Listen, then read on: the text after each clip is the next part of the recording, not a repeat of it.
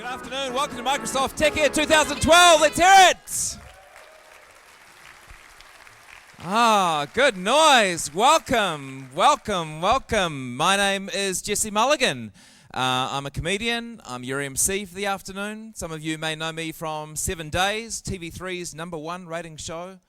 Some of you may know me from Would I Lie to You, TV3's #214 rating show. There are 1,500 people in this room. According to our latest ratings, 11 of you have seen that show. Hands up who it is. 1, 2. Really? Is that it? Oh my God. Hello, it's good. You could put your hand with your wristband up as well. Has everyone got their wristband? Hold on to it. It's your entry to Tech Fest, your blue wristband, and it's quite technologically as well. Basically what happens when you enter a session here at Tech Ed, it clocks in, and if you set it up with your Facebook, everyone who knows you can see where you are. So if you are here today and you work for one of Microsoft's competitors, bad news. We have a cool afternoon in front of us. Look at this room. Look at these massive TV screens. Have you worked it out yet? This isn't Tech Ed at all. It's the world premiere of Keeping Up with the Ridges, TV3's new reality show starring Sally and Jamie Ridge. It's the only way we could be sure that you would watch. No, I don't know what these big screens are for. We'll find out. Maybe it's the first full-body Skype call with Kim.com. I don't know.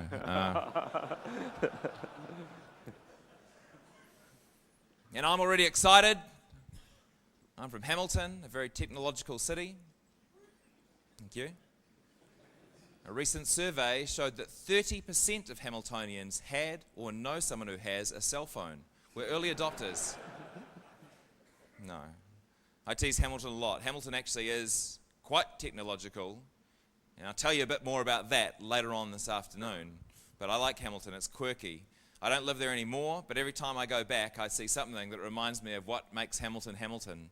Last time I went back, I went out for a game of golf with my dad, went on to the first tee of Lochiel Golf Course in Hamilton, and on the first tee, the greenskeeper had put a sign up, and the sign said, "Warning, fungicide in use. Do not lick hands or balls." And I thought, I'm back. Don't see signs like that in Auckland. Yeah, Hamilton was the birthplace of it all. I'll tell you all about it later, but right now I'd like to get this keynote underway. We've got so many interesting people to hear from today, and the first one is from Microsoft. I'd ask you to put your hands together and make a bit of noise, please, for the Director of Developer and Platform Evangelism. Please welcome Scott Wiley. Cheers. Hey, thank you, Jesse. So my name's Scott, and I'm a geek. And you may think of me as the head geek of Microsoft New Zealand, because I run the development platform group. And we get to do all sorts of cool things, as, evangelizing new technology to technical audiences. And we get to do a few things like running this whole event, Tech Ed. It's a pretty responsible job overall. But it hasn't always been this way. So back in the 80s when I was a struggling musician, my day job was a computer programmer, mainframe programmer.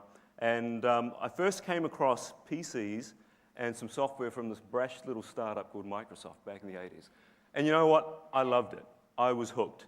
And I thought it was something really cool, and it was something that I wanted to do, base my career around. And as an old school rocker, I can kind of relate to this guy. So we ran a competition to see who should come to Tech Ed, get a free ticket to come to Tech Ed. And Baron, you did an amazing job. Are you here? Yeah? Yeah, fantastic commitment. We love you, man. Thank you.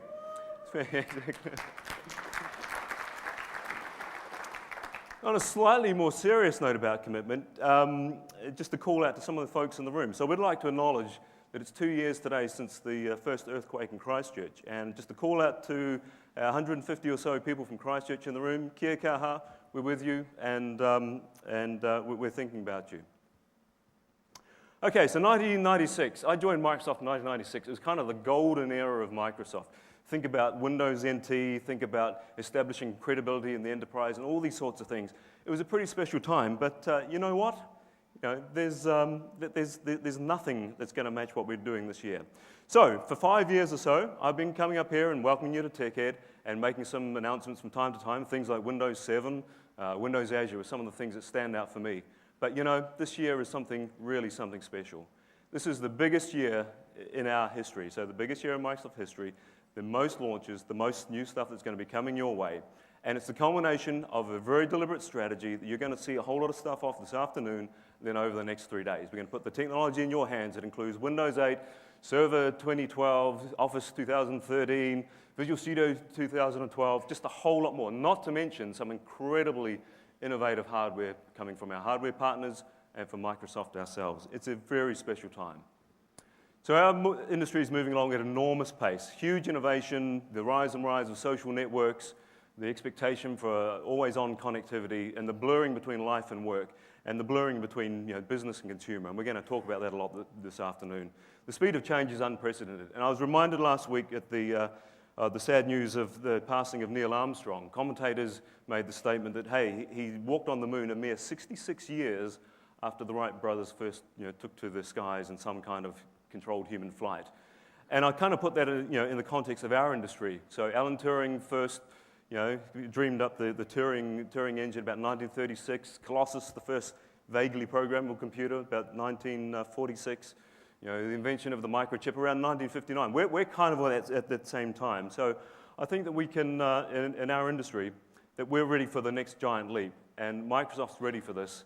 We're ready for a future which is touch-enabled, which is always on, which is driven by the cloud, and which is socially integrated. And it's going to be a fantastic new world. So over the next hour or so, we're going to give you a glimpse, as much as we can fit in over the next little while, of this incredible journey. And then we're going to take a step into something completely different, on something I know you're going to absolutely love, and that's taking the human context for data, and big data in particular, and how we can make best use of it. So it's an incredible time to be in tech. We're ready at Microsoft. I know you're going to leave after Friday fully equipped to take on all the new challenges, and hopefully more than a little inspired. So for our first speaker, I'd like to bring onto the stage from Microsoft New Zealand, Bradley Burrows. Thanks, John.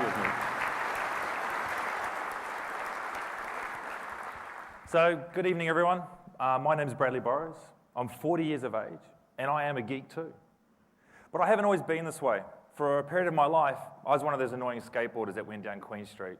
But then I developed, and I became a professional skateboarder for a period of time. I got to skate with Tony Hawk as an extreme skateboarder for a period of years.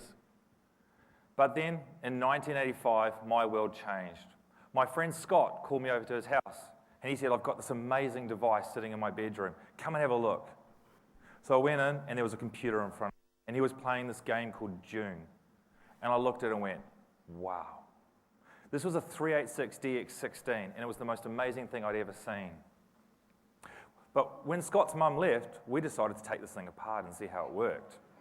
This thing had 4 megabytes of RAM sitting inside it. I was hooked. I wanted to know how all these things worked. But still, Dune had me. But what had I missed? What had taken me so long to get involved? Well, a few magical things had happened. In 1969, the microprocessor had been invented, and this changed everything. Then, in 1975, Bill Gates and Paul Allen came together, and they proclaimed software was the most important thing. But it wasn't until IBM and the software that Bill and Paul had developed pulled it together that they legitimize what was going on with the microprocessor. And in front of me, in pieces at the time, was this 386DX16, which was their creation. But yet, it was still Dune that had me hooked.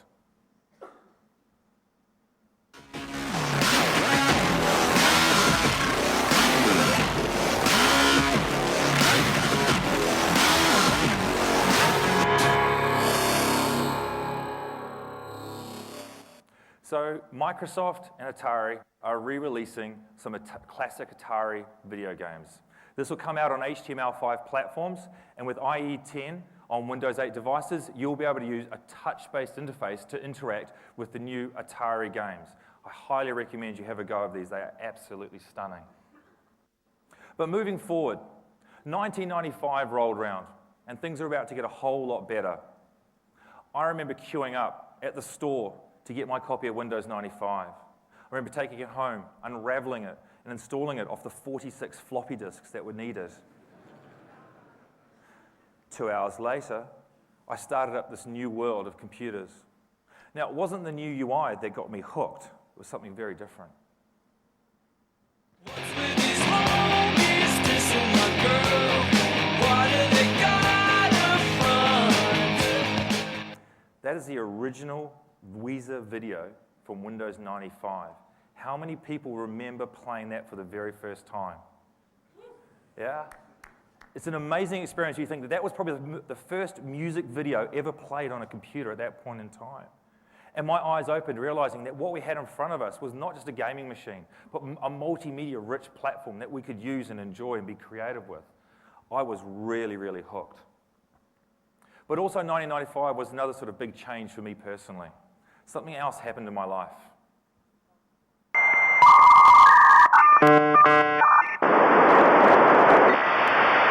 How many people remember that lovely sound? The internet. Then the internet came along and it enabled us all to be pioneers of what we do now. And some of us in the industry took this and answered this call and moved forward with it. Then if we progress to 2003, there's another massive change. Laptops, for the first time, outsold desktop computers. We were entering a new era of computing. Mobile computing had hit us. And then in 2007, we entered the true digital native. They had arrived. They use devices that they can touch, speak with, interact with. And when did phones become more expensive than computers? When they became easier to use. Now, I'd like to take the time and the privilege to invite Paul Thorpe up onto stage. You may know him from such great podcasts as Windows Weekly and What the Tech, and he's recently released a key book called Windows 8 Secrets, and of course the famous Delphi 3 Super Bible.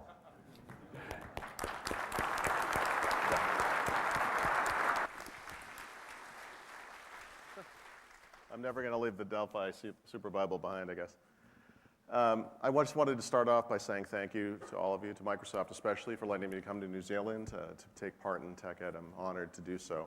Obviously, I come from the other side of the planet. And I was talking to my kids about this trip. They're very jealous about it. They wanted to know what New Zealand was like. I really don't know what New Zealand is like. I have some vague ideas about New Zealand. I know you have a lot of extreme sports here, beautiful vistas. A couple of semi-famous movies have been made here.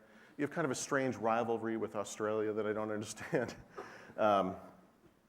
But really, it was my friend John who turned me on to maybe the most important thing about New Zealand, sorry. Which is that it's not Australia. No, which is the All Blacks. My friend John lived in Australia for several years, and he loves New Zealand, respects New Zealand, and he said, if you need to know one thing about this place, it is this, and he turned me on to the haka, or he tried to. I can't really say that I understand it. I would like someone here to explain it to me, not right now, but sometime in the future. Awesome, awesome stuff. So obviously, anytime geeks get together like this, the story inevitably turns to, well, what was your first computer? And everybody thinks they have the most awesome first computer, that awful, piece of junk, whatever it was, back in the 1970s or the 1980s.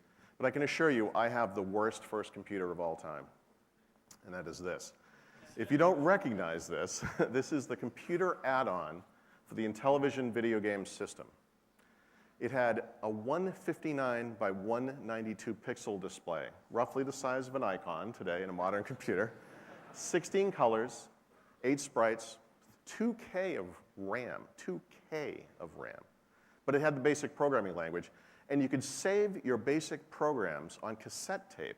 So I went to Radio Shack, bought a cassette tape, learned how to program, sort of, using sort of a computer. And from this moment on, I was hooked, as sad and pathetic as this is. Wasn't originally a Microsoft fan. As the 1980s progressed, the IBM PC came out, obviously had MS-DOS on it, also Microsoft's version of BASIC. Microsoft supplied the version of BASIC that was on the Commodore computers of the day, which I was actually a fan of and a user of for many, many years. Wasn't so impressed by the PC. As I moved forward to the Amiga, Microsoft released Windows 3.0. So I went to the local dealer, got a copy, brought it home, installed it on my wife's computer, which was a PS1 computer, 14 megahertz, 286, not so great even for the day. It was so slow that you could watch the menus draw in real time. And they would literally draw like this, and the words would fill in. And I just sort of laughed, and I said, this thing will never, ever catch on, never. So thus, my career as a pundit was born on that day. I've never been right ever since. But a couple of things happened over time that turned me around, both to Microsoft specifically, but also to the PC in general. The first were these awesome, awesome games of the day. They're actually still fun to play now, right? The thing that's interesting about these games to me is that I had an Amiga, and I was an Amiga snob, but the things that happened in these games, the technology in these games, were far above anything that was available on the Amiga of that day, and it was just eye-opening for me. The second thing was a series of releases from Microsoft, that company that I had previously disrespected. As a writer, the first one that really got me going was Word 6.0. My wife worked at a company that had early access to this application. I saw it, and I thought, this is amazing and professional and excellent, and we have nothing like it on the Amiga. And I started thinking about maybe moving over to the dark side as I thought of it at the time. The second thing, though, was Windows for Workgroups 3.11. I needed this for a class. Amazing networking capabilities, the ability to connect 2 or more computers together, access resources on the different computers. It was just amazing to me. And then, of course, Windows 95, which I think we all understand. But what really put me over the top and what put me in the place that I am today as sort of a major advocate for Microsoft platforms and a person who helps users of Microsoft platforms was really Windows NT, and NT 5.0 specifically. You know it as Windows 2000, but in the days before it was released, it was originally called Windows NT 5.0. I started a website that had to be renamed about 7 times, first because Microsoft kept changing the name of the product, and then they wanted me to move the name Windows to the end, not from the front. And today it's called the super site for Windows. But it was really based around this notion of excitement and enthusiasm about a version of Windows that took all of the good stuff from Windows 9X and combined it with all of the good stuff from Windows NT, and ultimately resulted into a single product line based on that NT kernel. Intervening years have been kind of interesting, of course. A lot of ups, a lot of downs, but it's interesting to me that during this period, Microsoft really shot for the stars with a couple of interesting projects that never really turned into actual products, although the technologies from them, of course, continued in some ways. With Cairo, they had the notion of an object-oriented user interface. The long-run project, which became Windows Vista, had the notion of a relational database-backed file system. Ultimately, Microsoft came out recently, 3 years ago, with Windows 7, which is the most successful version of Windows ever. It sells over 20 million units every month. And the success of this product made me a little nervous because I thought this will be the path that Microsoft follows going forward, that they will take this mature product line, they'll kind of evolve it going forward. And the interesting thing is, this year, Microsoft is doing something that's bigger than both of those other projects combined. It is the biggest year in the history of Microsoft. Give that to you, sir. We get to share now. So it's now time to look ahead and to get an understanding of what a new era might look like. We are entering an amazing time in our industry where almost every day we see something new, amazing, entering our marketplace. And it's amazing to see New Zealand at the forefront of this, participating, contributing with amazing pieces of innovation. If you look at the Martin jetpack behind me, this is the inspiration, innovation, perspiration of 30 years of development work by Glenn Martin. And the team, Luke Reed and the team down in Dunedin, Aerograph, they take photorealism software, photos, and put them into virtual environments. We punch above our weight with strong R&D in the technology sector. But we are also contributing to the new age of touch-first applications. For us in New Zealand, boundaries have been removed, and we are now providing world-class applications that span across multiple platforms that are used around the world. For us at Microsoft, this will be our biggest year in our 37-year history. We see this as the start of our new era, because we will be reimagining almost our entire product line. Everything from Windows Client, Windows Server, Office, Xbox, and to the phone. I don't know if you've heard, but on October 26th, Microsoft is going to release Windows 8, which it describes as a complete reimagining of Windows. Normally, I would look at that as some form of hyperbole, but I have to say in this case, that's absolutely not an exaggeration. Across all of these products, you will experience the new Windows UI, which will provide you a rich user experience with live tiles that traverse everything from the client to the phone to the Xbox. And as a consumer, this means that you will experience, your experience of Windows moves with you and across all the devices that you own. And if you're a developer or an IT pro, which I assume most of you are, this also means that you can reach your users with a more consistent and coherent set of user experiences that make sense across the various devices that they use. Now, behind any great actor is a great director. Windows Server 2012 brings this picture together. And I'm pleased to announce that tomorrow morning in New Zealand, we will be the first country in the world to launch Windows Server 2012.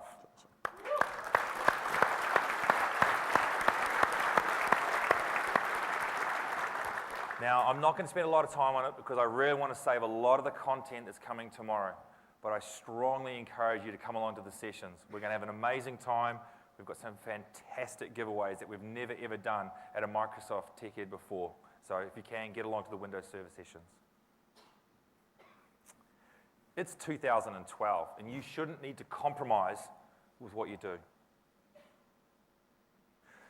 You should have a single device that does it all, where your settings, your apps, your data goes with you. You should be able to plug in a camera, a USB drive, with your photos, music, and videos all accessible to it. You should be able to plug in a printer. And you should be able to switch accounts on the fly to give your kids a safe place to play.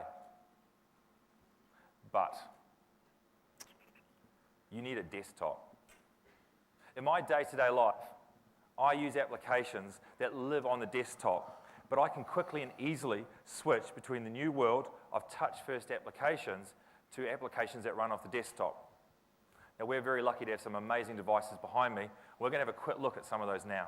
Oh, I dreamed of this day that I would be on the other side. This machine is a Qualcomm Liquid reference design, reference platform. It's a Windows RT device. So if you understand what I do, or if you care about technology at all, you understand how exciting this is for me, and that as soon as the lights go off, I'm going to grab this machine and run out of the room with it. I've been waiting over a year to get my hands on a Windows RT device. It is essentially, if you've not heard of Windows RT, it's essentially Windows 8 running on an ARM platform rather than on a standard x86 platform. These devices will typically be very thin and light, get excellent battery life, and so forth. The one thing that they lack is compatibility with third-party desktop applications. But what you see here on the desktop, or what you can see over my shoulder, I hope, is the Windows 8 style start screen with all of the touch and multi-touch features you would expect, all of the Windows 8 style apps. But you also do get the desktop. Find the desktop, including all the normal utilities. Everything that's built into into Windows 8 for the most part is available in Windows RT as well. File Explorer, Task Manager, and so forth. Windows RT happens to come with 4 of the all-new Office applications: Word 2013, Excel, PowerPoint, and OneNote. They work exactly like and look exactly like their equivalents on the x86 versions of Windows 8. But if the desktop on Windows RT is too limiting, there are virtualization-based solutions for accessing Windows 8 desktop apps on this system as well. You can use Remote App to access applications like Adobe Photoshop, which you see here, or Visual Studio. Or you can use a full VDI environment. This desktop that you're looking at here is Windows 8. It's running a CAD/CAM program that runs on Windows 8 that is not available for Windows RT, but you can run it through a remote desktop connection. You can run video full screen over this connection, and it works exactly as you would expect. You'll be able to access it in this fashion. Now, of course, Windows RT is not the only solution for portable computing going forward. Microsoft's partners also have a host of these x86-based devices, Windows PCs, that look and work much like the Windows RT type devices. This one is particularly amazing looking, very thin Acer device. Yeah. So we've got a lot of these devices sitting down on the Microsoft stand at the moment. If you want to come on and have an interaction with them, come down and have a play tonight over the next few days. But we've really got some very, very groundbreaking. I mean, look at how thin that is when you go to use it. This is just absolutely beautiful, beautiful pieces of hardware that are coming out on Windows 8. Again, x86 full desktop environment. But apps are key. There's currently an estimated 1.3 billion devices in the Windows ecosystem at the moment. This provides an unprecedented opportunity for developers to build apps for the Windows Store. We can develop these apps for the very, very small screens, and we can develop these apps for the very, very, very big screens. Now, I've been waiting to do this part all day, actually. So we're lucky, and I have to thank the Office division that have actually brought this device down. We've managed to get something that not many other countries in the world have seen, and this is something that Steve Ballmer actually has in his office that he uses. And to be clear, I will be stealing this device as well. So we want to show you a perceptive pixel device.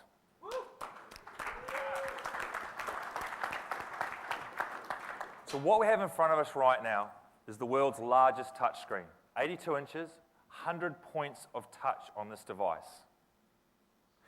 It's a full Windows 8 environment. You can sit there and move in and out, and it's full touch enabled. And of course, this just looks amazing running a lot of the applications that we've got available right now. So the New Zealand Herald app is an amazing app to actually go. If you've been playing around with the release preview of Windows 8, you'd seen the beautiful user interface. But look, the size of this screen is, I'm 6'4", so it gives you an idea of how big this thing is. But look at how beautiful this just renders inside with the application. You get the full pinch zoom. You can pull it across. Now, Paul, you were traveling recently. I think you went to France. Yep. So suddenly, you get the amazing look and feel of actually how the application works. Now, you are going to be able to have a go of this. This is, again, is going to be on the Microsoft stand. You can come down later tonight. It'll be for the next 3 days. So I encourage you to come along. Also, doing a link video call on this is absolutely stunning. Absolutely stunning. 1 inch equals 1 inch. Yeah, exactly. So, but we're going to have a look at some of the Office products as well. This is so big, I have to handle the right and he handles the left. Left and right brain. So this is OneNote MX, as we now call it. This is a Windows 8 style app. This will be part of the coming new version of Office.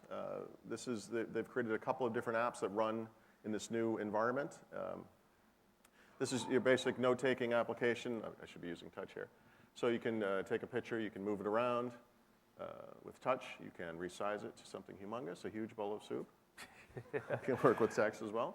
And if you want to edit text, you just move your finger, drag, oops, from there. And then you get this radial menu that comes out. So it's all touch-based. Now, Paul, let's make the font 72, because I'm a bit blind. No pressure. Yeah, no pressure. There we go, beautiful. Suddenly, let's make it purple. Just for the record, he's changed the color every single time we've done this. Again, all touch-based, all enabled. But again, you still want to be able to use a stylus when you come out sometimes. You want to be able to write. So, of course, in OneNote, you have the ability to do that. So let's say Brad. Now we can draw an arrow up there. Paul, what do you think about that bowl of soup? Nice. So you get the best of both worlds with the new Office that's coming out. Touch-based, but also the ability to use keyboard or a stylus as well. But we also have some more announcements that we're going to do. I'm pleased to announce for the first time the new Sky TV app, which we'll be releasing with the launch of Windows 8. Sky TV have been working heavily with a key partner to actually develop this app, and this is one of my favorite apps at the moment. I love my sport, but I love to be able to personalize what I do. But before we do that, if you look at this guide, you can actually sit there, and you're getting all this rich information that's coming through. You have the ability to come on and share just like you do with any other ones. But what I like to be able to do is, in a guide sometimes, I don't want to scroll through the Living channel and E channel and everything else. I want to get straight to the sports, because that's what of interest to me.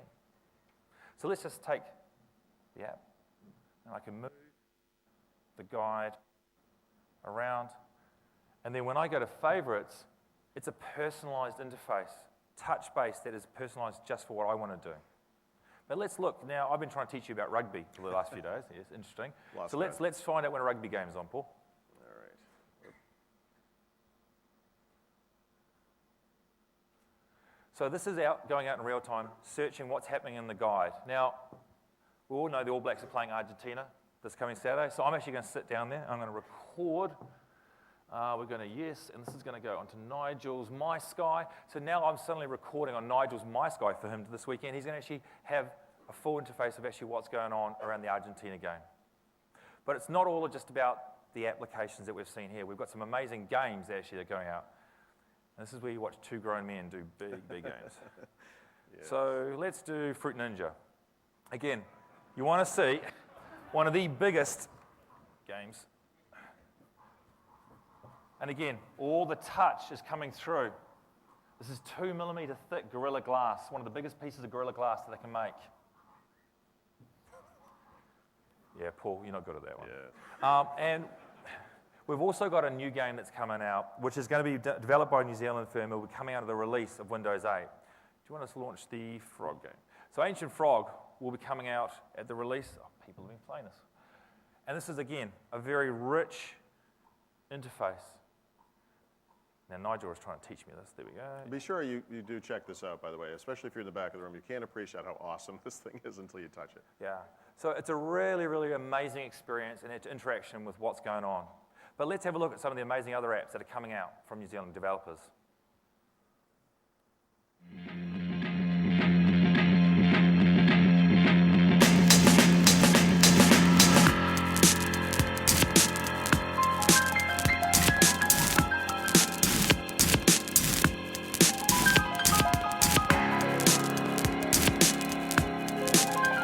We're the first, I believe, the first company in the world 100% focused on designing and developing apps for Windows. So we've taken a real specialized approach, delivering world-class applications for Windows. That's what we do. The potential for Windows 8 is enormous. And I think with Windows 8 in particular, there are some very specific things, such as live tiles, that are unique to that platform. Both on phone and on Windows, the numbers in the installed base are huge. And when the platform launches, the numbers are going to grow exponentially. I think developers really need to think about Windows because of the potential of the platform, the numbers of people that are going to be using Windows 8 devices and Windows Phone 8 devices over the coming months and years. The opportunity is probably one of the greatest developer opportunities there has ever been in software. We're working with New Zealand Herald, Trade Me, Air New Zealand, Yellow New Zealand, 7 Digital, and a bunch of other clients we can't talk about right now. We use the whole Visual Studio Team Foundation server setup, including Visual Studio 2012, and Windows 8 apps have been a pleasure to develop in. We started working with Sky in late 2010, and the first product we worked on with them is the Sky iPhone app. When we started building the Sky app for Windows 8, we really went back to the drawing board a lot because we never actually designed the Sky app for a tablet first. One of the things we were able to do with Windows 8 that we've never really done to the extent we've done it before is include a sort of system-wide search function. So you can search to find a TV show from pretty much anywhere within Windows.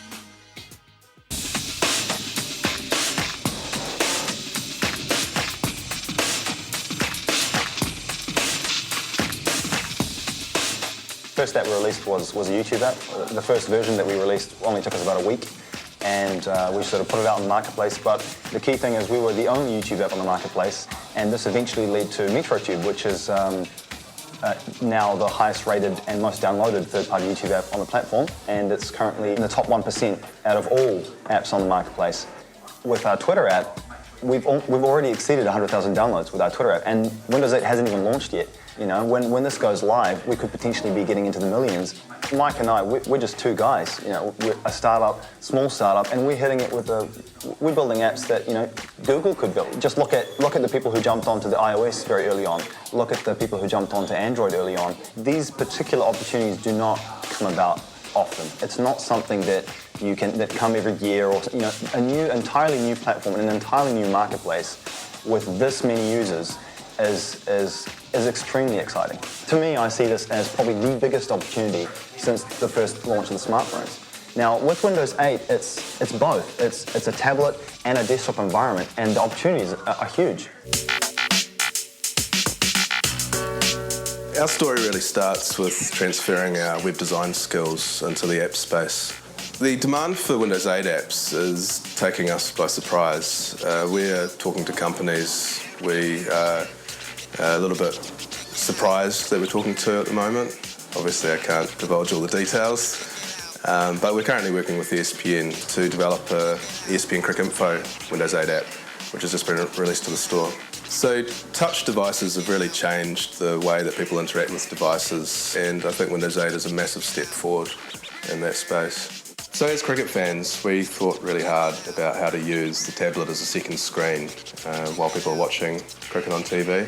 The look and feel of the article pages on Cricket Info feel like a magazine. It feels like you're reading a physical magazine. It was all about the little transitions, animations, the orientation changes, especially reading articles is where we spend a lot of our time just polishing the design.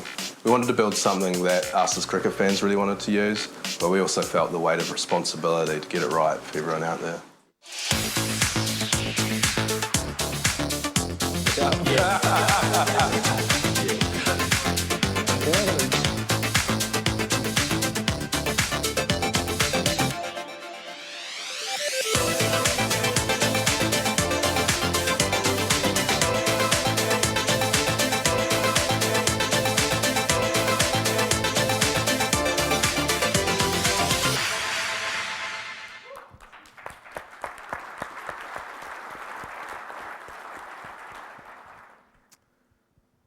I love Windows Phone. This is actually Bradley's Windows Phone. His wife's been calling him all day, so if that happens during this demo, I apologize. But one of the interesting things you can do with Windows Phone 7.5, which is the most recent version, is that you can buy movies and TV shows online. You can download them to your PC. You can sync them to the phone. You can watch them on the go. And I think we all understand how that kind of thing works. But you can take it a step further with Windows Phone by using the Xbox Companion app. This is an app that allows you to control the Xbox console. You see the screen that's over there. And so from this app, I can control the playback of content from the marketplace. I can press play, and the movie begins playing. Here, Pilgrim. Press pause, and the movie pauses, of course. You can fast forward and rewind and do all of the expected navigation that you would expect. Xbox Companion is very interesting. It will be succeeded by a new app called Xbox Smart Glass. We'll have more capabilities. And things get further interesting when you bring a tablet into the mix. That's right. So what I've got here is a Samsung tablet, and I've got Smart Glass installed on this. So as you can see in front of me right now, I have the John Carter movie that Paul was talking about. But what I want to do is I actually want to take that movie. I'm going to pull it, and it's going to transfer through the cloud and start playing on here exactly where Paul left it off. So right in front of me right now is the movie as it plays, which is great. I can go out on the road, I can watch a little bit of the movie, but let's just say I get home and I want to throw it back up onto the big screen. So let's fast forward it a little bit. So we're here. I'm going to sit there. I'm just going to throw it back up onto the Xbox now. Now, two things are really, really amazing about this. It just picked it up in the cloud, seamlessly transferred it across and from that side. But on my actual device here with Smart Glass, it's actually bringing back all the metadata about the movie. So in front of me right now, I have the actors, the cast, and everything else. And in the future, if you will, imagine what you could do with movie or TV shows like Game of Thrones. Very complex television show. Imagine being able to bring up the map of what's actually happening in the environment. Or if you have an actor come onto a stage and in real time, it's telling you on your slate who that actor is, what's going on. Now what Paul and I have just demoed in front of you is actually all available right now in New Zealand. You can download the Smart Glass app from the Windows Store and you can actually move the files around and you actually get that rich experience of what's actually happening. So I hope you've had a glimpse of what's coming. We've got a lot of amazing technology that's on the stage here, and we've got a lot more on the Microsoft stand down below. We are really, really, really proud of what we've got coming up. And let's roll the video and see what's coming next. Xbox Smart Glass transforms the devices you already own and love, your Windows and Windows phones, your iPhone and iPad, and your Android devices. As you can see, my phone and tablet are keeping up with all of the action on TV. My smart device truly takes on the role of an intelligent companion that pulls me deeper into the experience.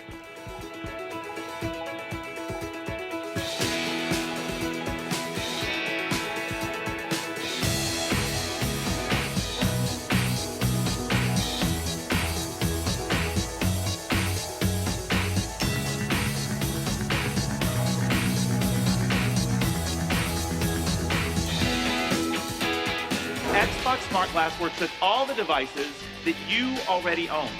The TV you already own. The phone you already own. And the tablet you already own. Xbox Smart Glass truly turns any TV into a smart TV. All right, put your hands together for Paul and Brad.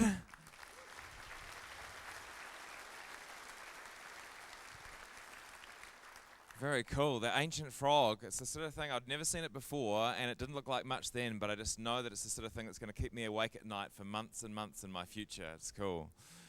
Wow, it's going to be a really exciting week, these announcements, and I hope, by the way, we've also got New Zealand Fashion Week on in Auckland. Is anyone double booked for both events?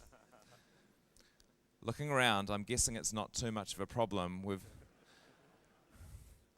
sort of gone for a bit of a Fashion Week theme here. We've had the flashing lights and the catwalk, and no one on stage has eaten since last Thursday, so we're committed to going in theme today. A bit more about my hometown.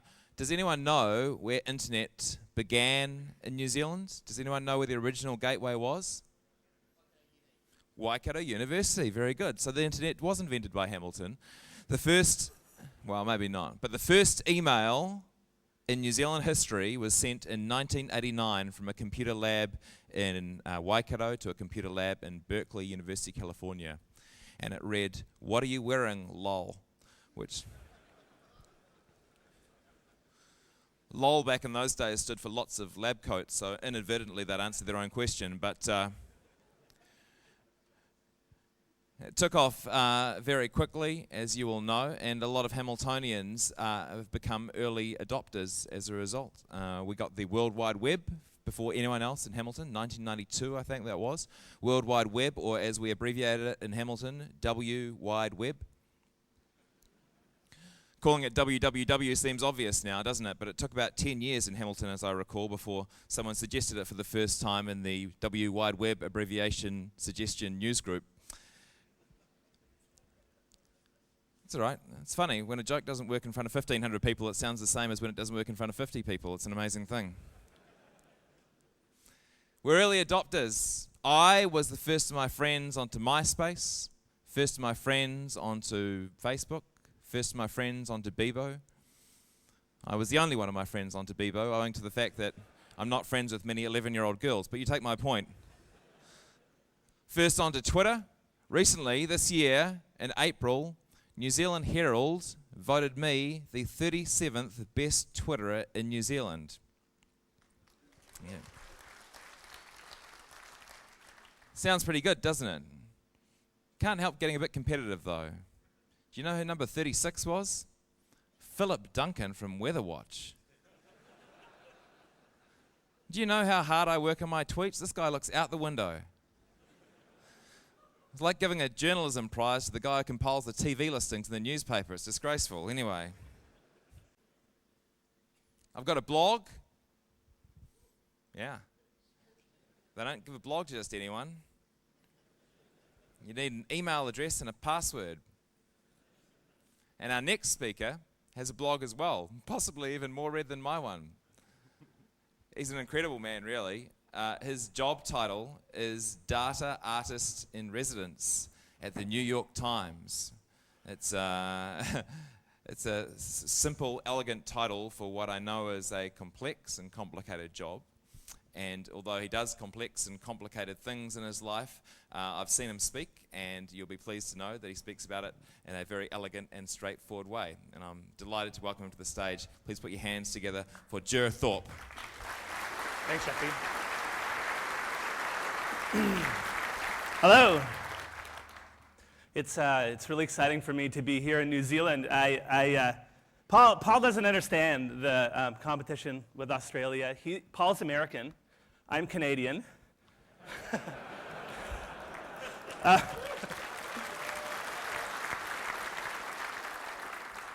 Being here in Auckland is in particular really interesting for me. I'm from Vancouver, which feels like the two cities were separated at birth.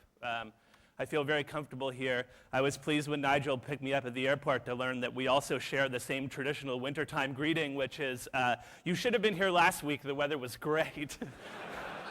But I'm going to be here for a few days, and I couldn't be happier to be here with everybody today.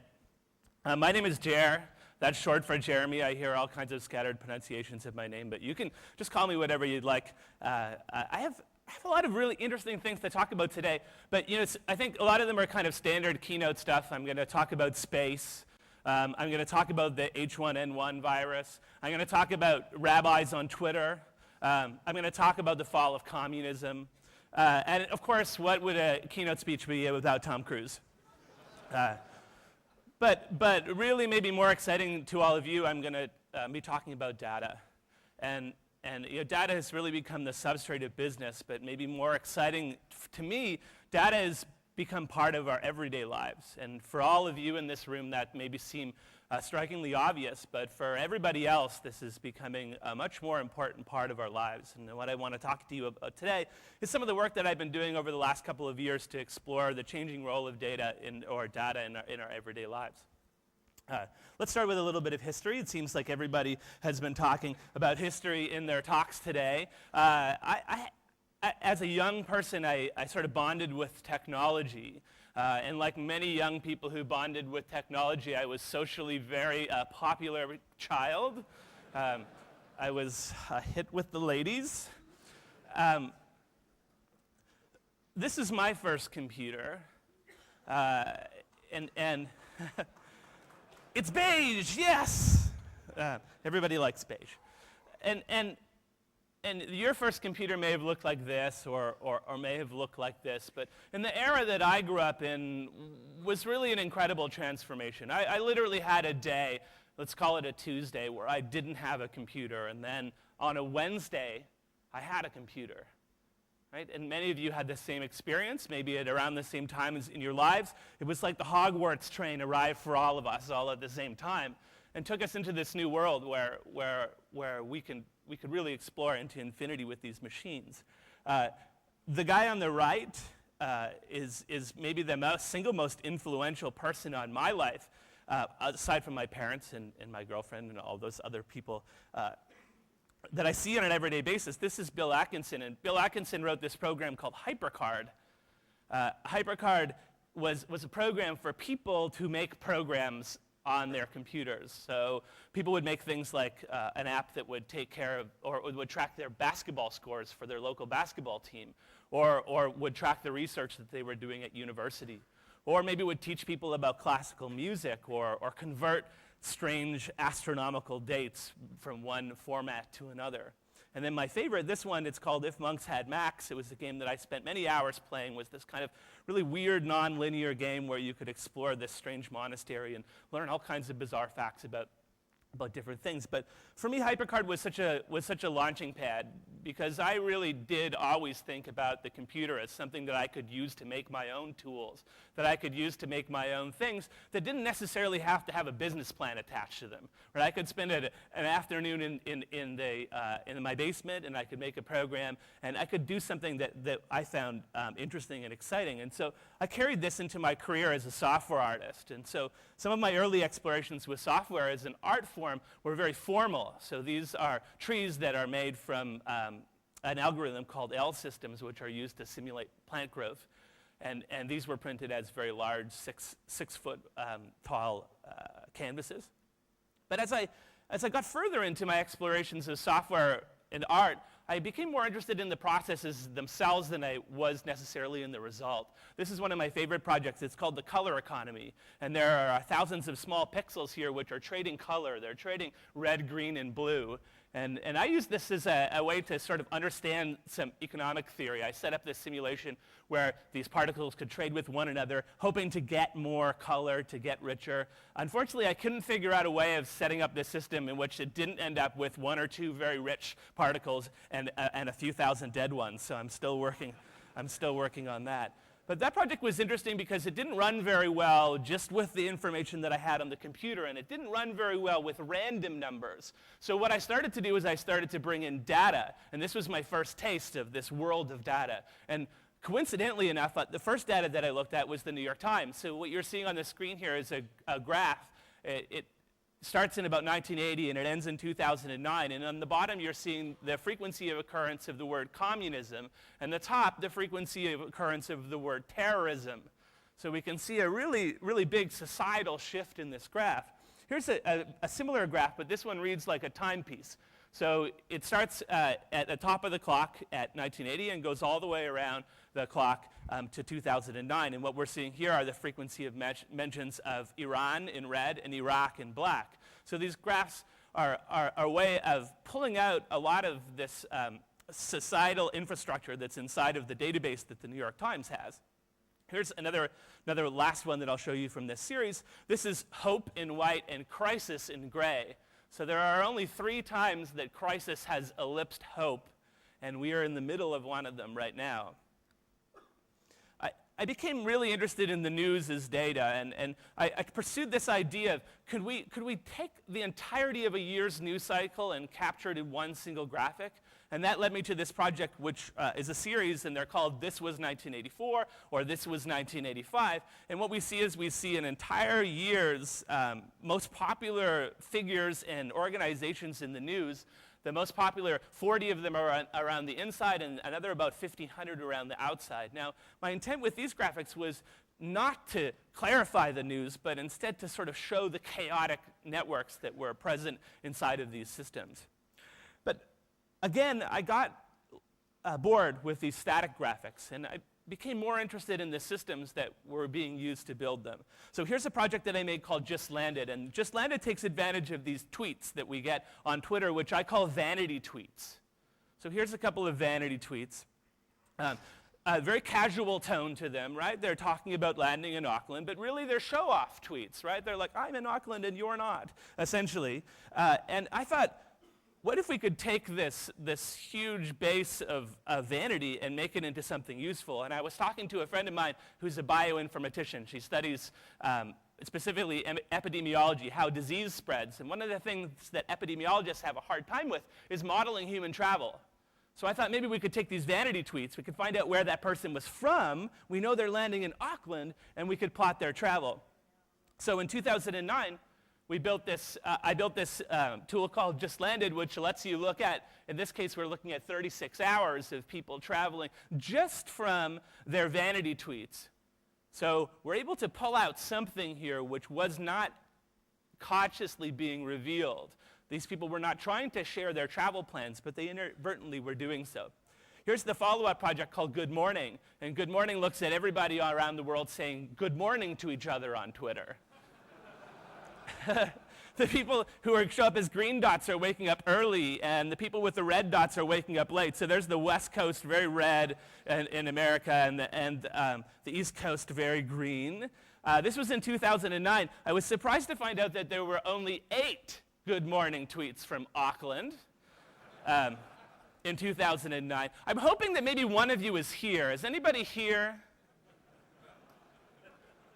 Oh, good. I was going to buy each of you a beer, so that's 8 beers I don't need to buy.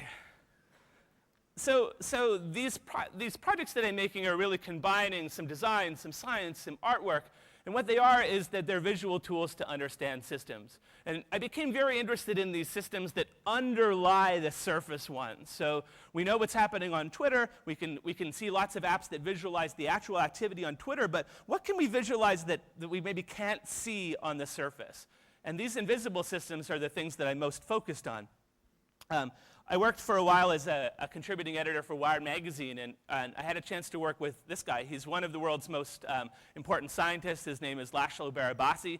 He studies networks. And we worked with this really big data set of cell phone data from an unnamed European country.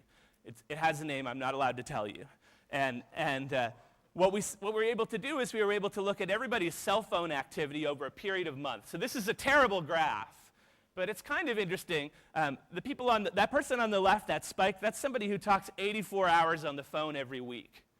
And that person on the far right-hand side is somebody who does nothing but texting. And I explored these systems a little bit, but nothing was coming out of them. And one of the things I think about when I'm working on my work that's going to end up in public is something that I call the ooh-ah principle. And with the ooh-ah principle, I want to present something that makes people go, ooh. And then I want to present something that makes people go, ah. So I decided that these graphs that I were working on were going to be no good for the ah, but maybe they would be good for the ooh. So I stitched them together, these built together into a 3D system in which every single data point in our data set was rendered on the page. And I can zoom in here and you can see a little bit of the detail of the graphic.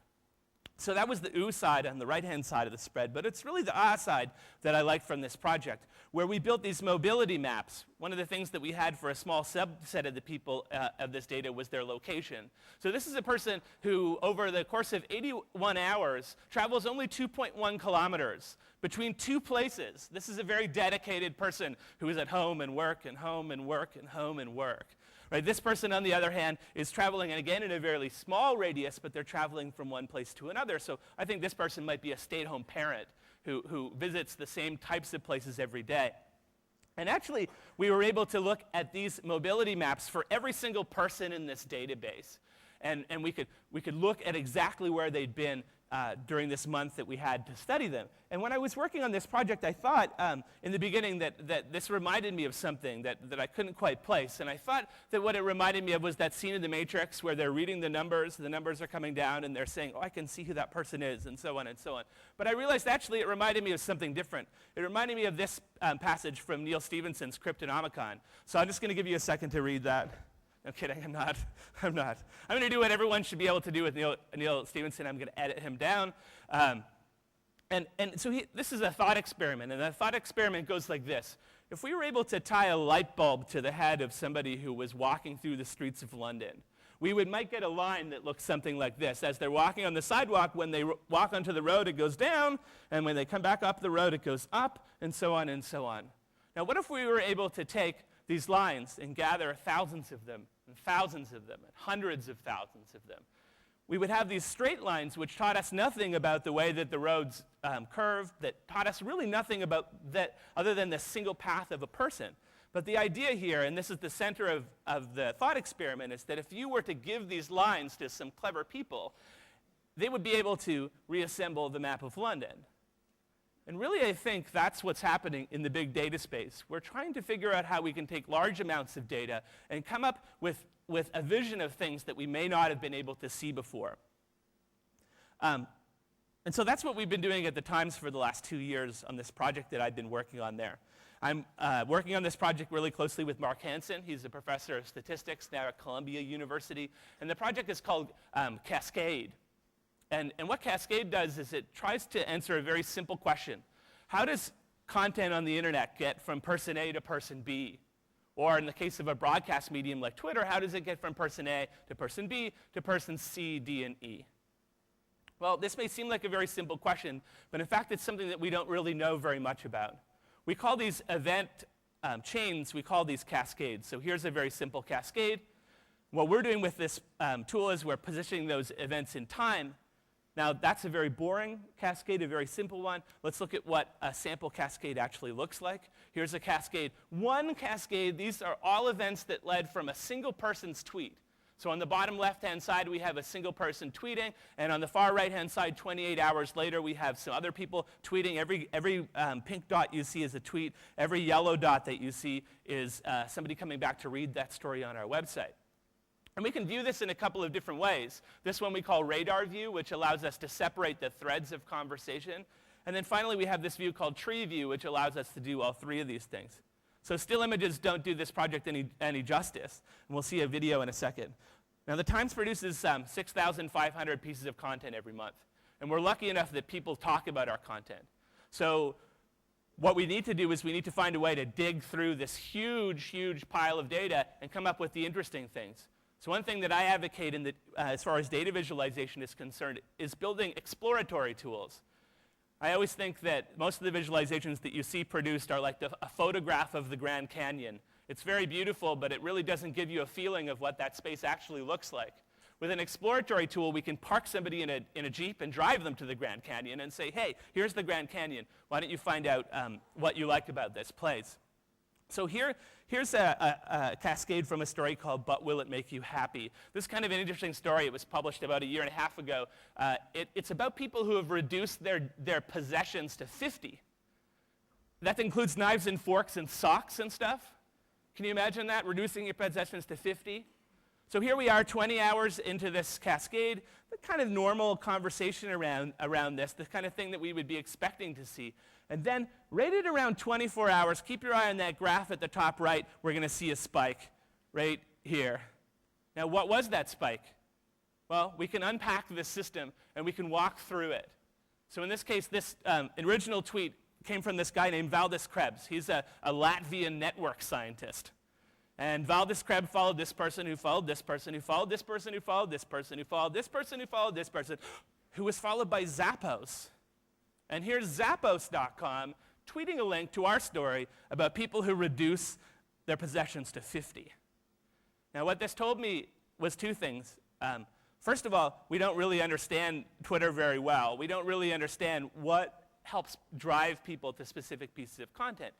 But the tool allows us to unpack that chain. It allows us to see what's happening. And we can do this with all 6,500 pieces of content. This system runs live. It runs in the browser. So we can have everybody in our company who wants to be using this tool using it in real time.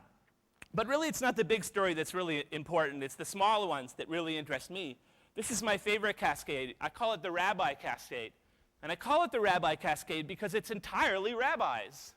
And they're talking about this story that we published in the Times. And this caught my eye because one of these rabbis has the best Twitter name ever. He's called the Velveteen Rabbi.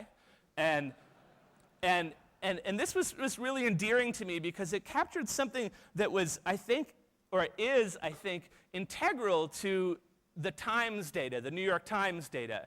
There's a certain character in the types of discussions that our readers are having. And this tool not only allows us to see these events which we call lightning strike events, but it also allows us to see these much smaller things which underlie those lightning strike events. And it gives us also a look into this idea, which is really central to the way that I think about all these projects, is that data has character. Right? It's not just a set of numbers in a spreadsheet. Every set of data has a different character. So let's switch gears a little bit. I was in Austria 2 months ago, and while I was working on this project that I'm going to show you, and I walked down this small alleyway in the town that I was in, Graz, and I came upon this plaque, which I'll give you a minute to read. I won't. I'll translate it. I'm not going to read it, but this is a plaque for Johannes Kepler.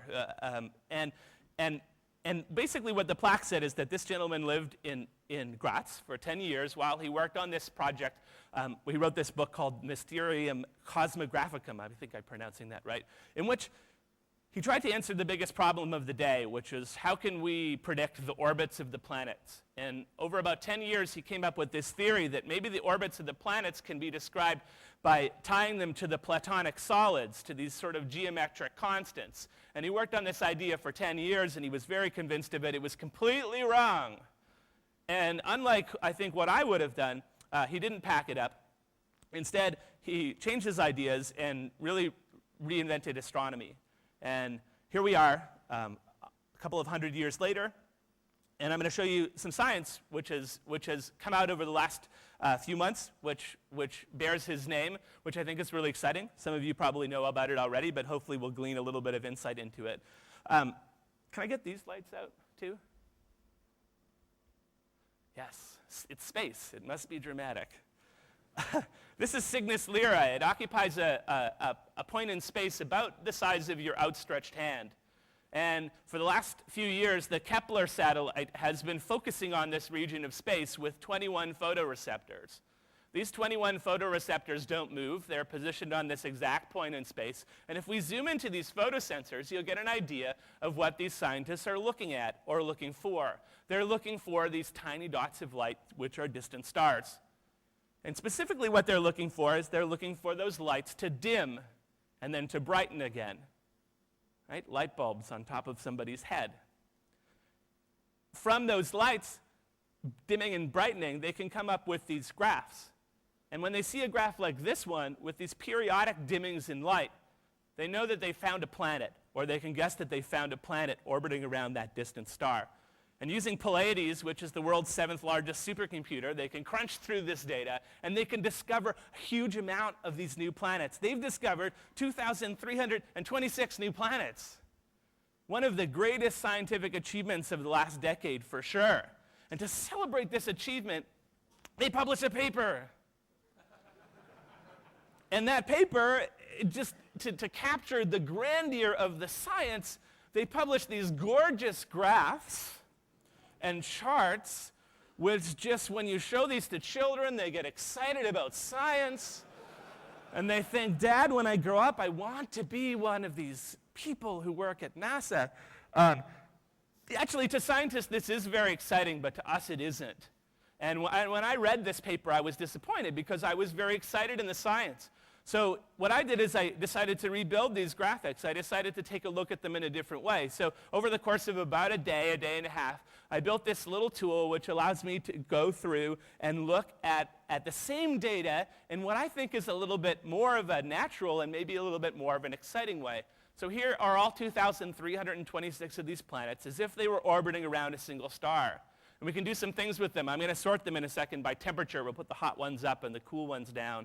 And in case you're dying for a graph, we can put it into a graph form. And then I'm going to sort this graph. We're going to sort it and put the larger ones up, and so you can sort of see the size of these planets. So actually within a few hours as I was working on this, I got to the meat of the science. And the meat of the science so far is this. The planets that they've discovered are quite large, they're quite hot, and they're very close to their suns. As we pan out here, that middle line is half of Earth's orbit. The slightly darker line is a full-size Earth's orbit, and as we come all the way out, that's Jupiter's orbit. So you can really get an idea of the types of planets that are being discovered so early on into this project. And I'm really excited about this idea of building these, I call them bespoke tools to explore a specific type of data. There's something really great about a tool that can show any type of data, but often those types of tools really miss out on this thing that we were talking about before, which is the character of data. Now, I got an opportunity about 4 months ago to take this one step further. Whenever I'm working on these projects, I always feel like I want to take them off the screen in some way. And this one, remember, this is so exciting. By the way, there's 48 of these planets which occupy what they call the magic zone. These are possibly habitable planets, planets that we could find life on.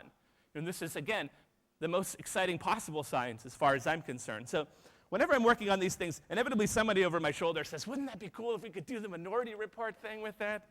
And for years I would say, like, shut up. And then I met this guy, John Underkoffler, who designed all the systems for the Minority Report.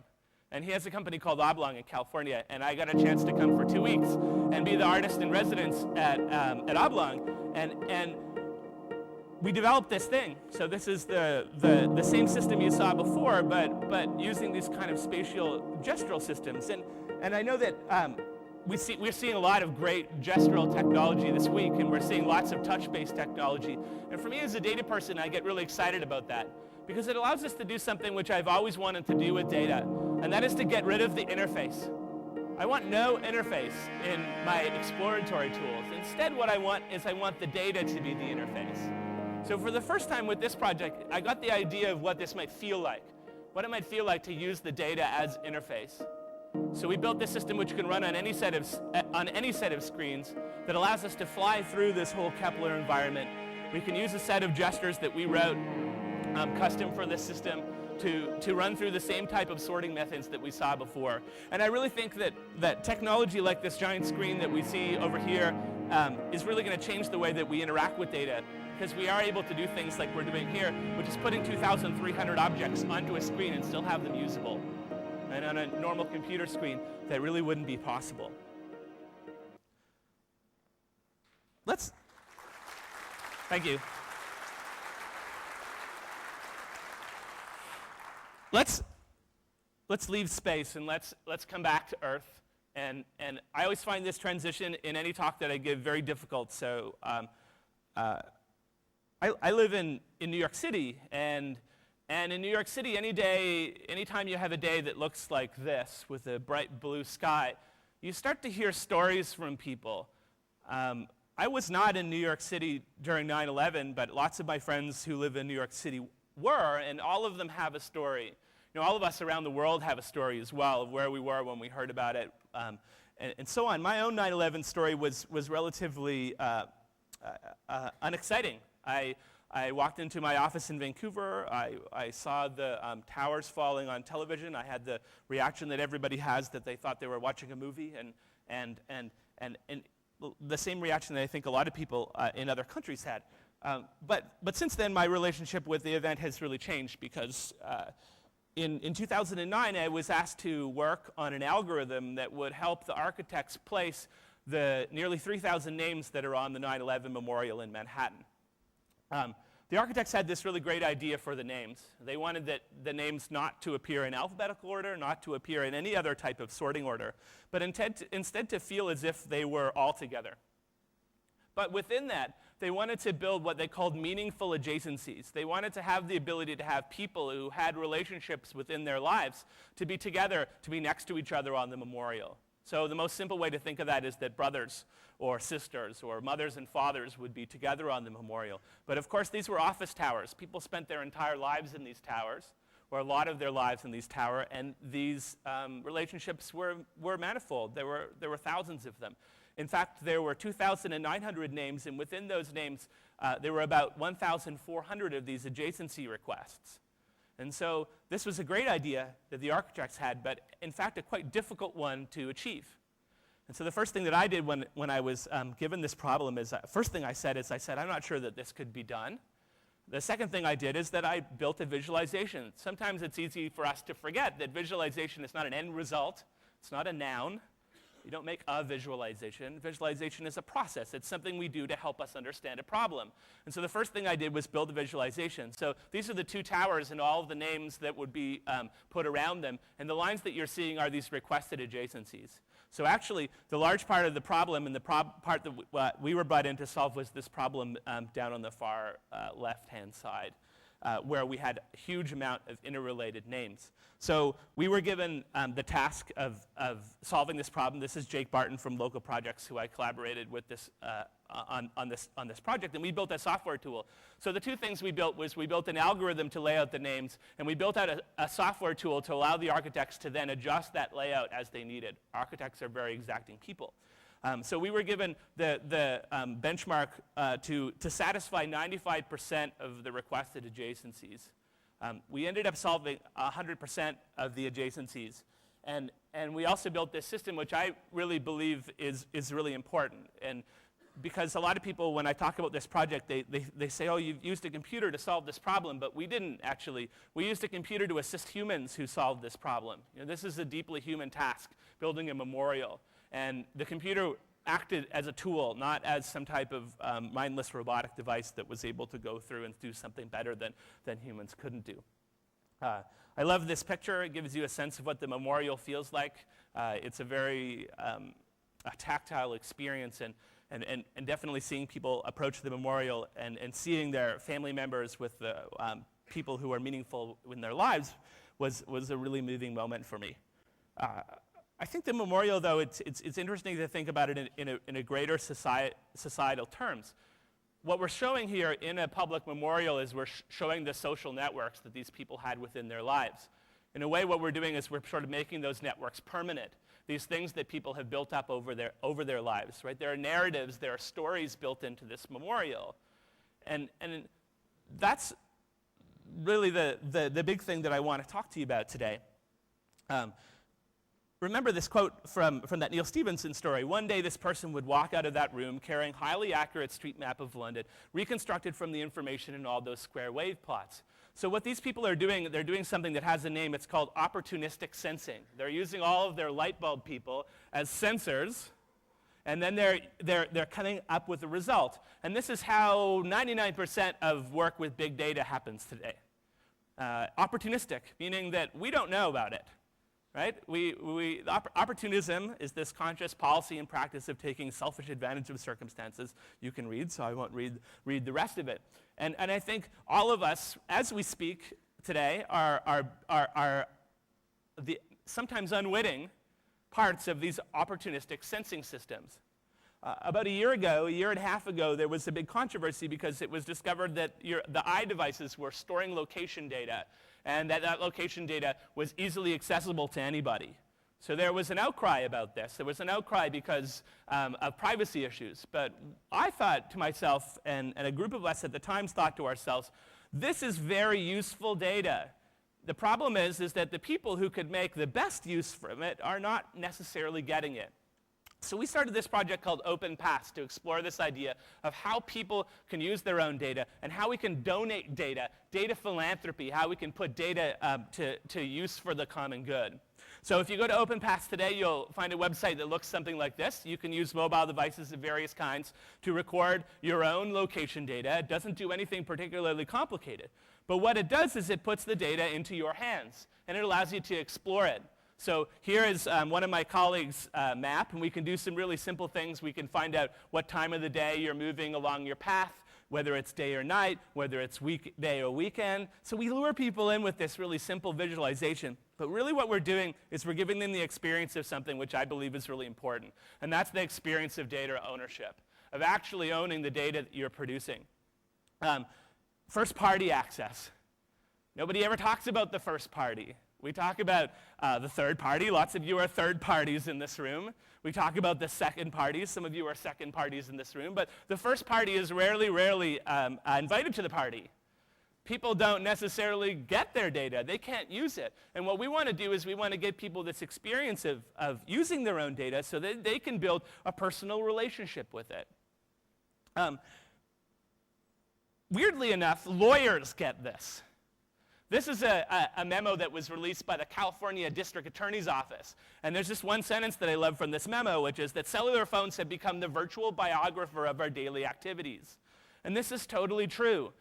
The cell phone is writing your biography, right? It's writing a story of your life. And we've been exploring some ways that we can represent these types of stories visually. These are some graphics that Brian House at our lab did, exploring what he calls meaningful locations within his map. There's a couple of them. We had a group produce this tool. We have an open source API for Open Paths. So they produced this tool which shows you how far you're traveling and how many kilograms of carbon you're producing. And then I've been exploring these in a more aesthetic and sort of a more artistic sense. These are all of my directional vectors. These are the directions that I'm traveling.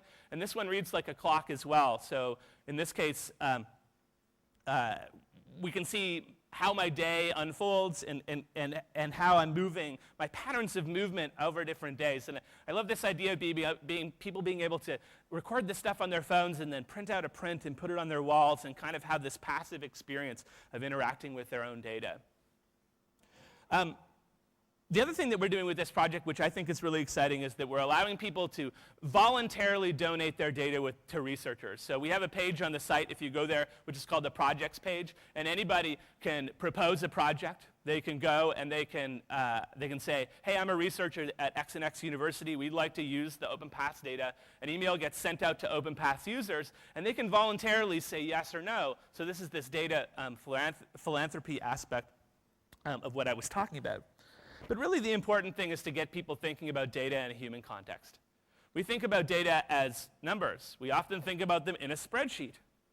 What we don't think about is what those numbers represent. So here are three location points from my Open Paths database. Right? It's boring stuff. We can see why when people are asked, do you want to share this with another company, you just say, yeah, sure, they're just numbers. They don't necessarily mean anything to me. This first number, it was the moment that I touched down to start my new life in New York City. I lived in Vancouver for 20 years, and I was restarting my life. That night, I had dinner at this Thai restaurant on Amsterdam Avenue. I had this spicy noodle dish and this really great glass of Riesling. I'd forgotten completely about this until I worked with Open Paths. This is the moment that I met my girlfriend. Right? These are not numbers. These are parts of our lives, and people, I think, don't understand that. And that's one of the most important things that I've been thinking about a lot when we've been thinking about data, because really these devices are recording our histories. And how can we preserve those histories? How can we work with those histories in interesting ways? So data in a human context is super important to me, because I think if we can get people thinking about data within that context, we build in this automatic thing which I think is missing, which is an empathy for other people who exist within those systems. And from that becomes a fundamental respect, which is in a large point missing in a lot of the systems involving data. I was speaking at a conference about a year ago, and somebody proudly announced, data is the new oil, to which there was applause. because oil brings money, and money brings things, and everyone's happy. But I was so shocked that people would applaud that because we did such a great job with oil, right? So we have this new resource coming our way, which I think is bound with a similar set of problems, although maybe not in the context that we would normally think about. And I think that it's really important for us to start dialogue about these things.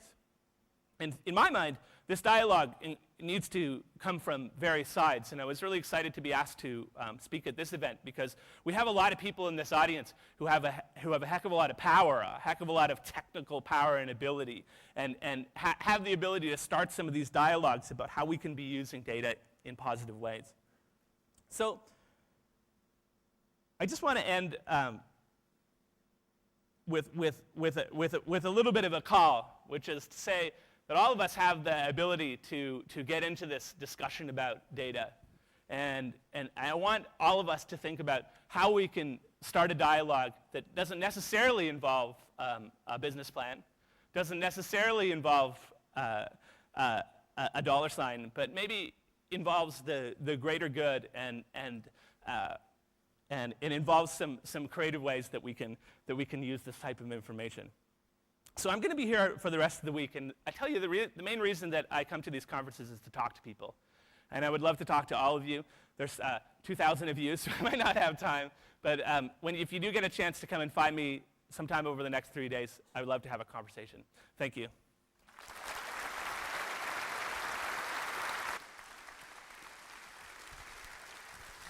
Thank you very much, Jer Thorp. And remember that message of Jer's, if you can remember any of those Twitter names he had up there, he will buy you a beer afterwards. It's a really generous offer from our guest. So, also, did you see the cameo appearance from Green MP Mojo Mathers up on screen as well? That was pretty cool. And a great way to seg into the final part of Keynote. I feel like we haven't used this sofa enough. It's quite hard to sit on a sofa casually in the front of this many people, though, isn't it? No, I'll do it standing up. Good. Well, our next guest is a very important woman. She is the Minister for the Environment. She's Associate Minister for Earthquake Recovery, and most importantly for the people in this room, she's the Minister of Communications and Information Technology. She is very, very excited about the importance of the IT industry to New Zealand, and I'm very delighted to welcome her onto the stage. So please put your hands together for the Honourable Amy Adams and Scott from Microsoft. Thanks, Jesse. Hey, Amy. It's fantastic that you could join us just briefly at the end here of the keynote. You've seen some amazing stuff we've just had with Jer, and I just wonder, what's the government's view on big data and open data? Yeah, well, like Jer, we're pretty excited about it, actually, and I'd just say, unlike oil, we don't think we're reaching peak data anytime soon, and we're still producing plenty of it. So we think there's a huge opportunity to much better use the data that government produces. We have screeds of this stuff, and we're really motivated to get it out there into the community so people can use it. We think there's a tremendous opportunity for new business ventures to take it, to harness it, and to turn it into something much more usable. What kind of data? What kind of examples can you give us? Oh, look, there's about 2,000 data sets that have been released so far through our data.govt.nz website, bit of a plug for the website. Look, it covers everything from geospatial information, environment data, historical records, archives, electoral results, but it's pretty dry. So really what it needs is someone with a clever idea, a bit of technical know-how to go in and to turn it into something sexy and easy to use. Okay, so we've got Jer here, but we've also got 2,000 other kind of developers and IT professionals here. So do you think these guys might be able to help us in some way? Absolutely. I mean, I talk a lot with the IT sector about looking for opportunities for the little guys, the small companies, to find a way to get their names known, to get recognised. I think this is a great resource, and I think one of the big developments we're going to see in the IT sector actually is people taking this data, using it and turning it into a commercial solution. So I'd certainly like to see more of that in New Zealand. Okay, well, I think we should take the opportunity right now to announce a competition for the best Windows 8 app that humanises data. And this is open data available from the company, so data.govt.nz is the place to find out. And we're going to give away 5 incredible, amazing devices of the future around about October 26th or just beyond that, which might be of interest to you. So full details on our website and at the Windows 8 Apps Lounge downstairs. We'd love to see you guys take part in that. So Any closing thoughts on that? Yeah, no, just I think that's a great idea, and I'm really excited to see what the clever people in this room come up with. Cool. Well, I hope you come along when we draw Absolutely. the prize and see what we can get from that. Thank you keen very to. much. Thank you, Amy. Wonderful. Okay,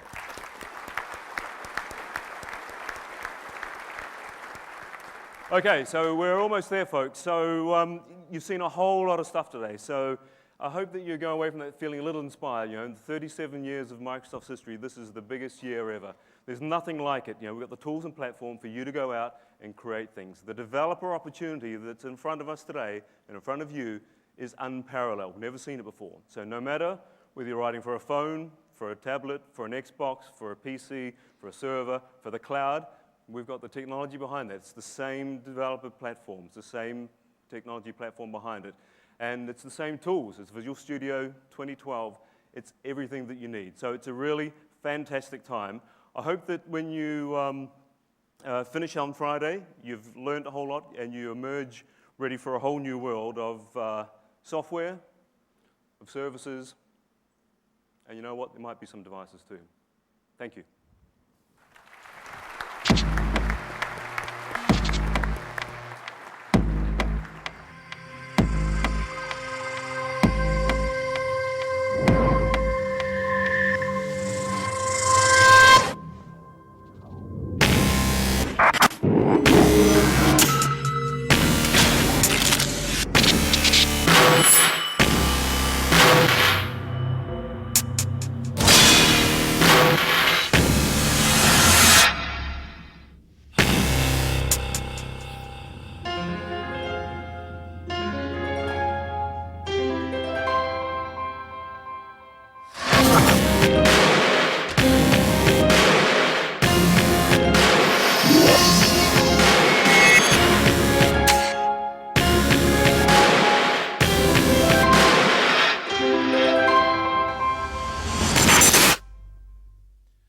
Look at that sexy beast.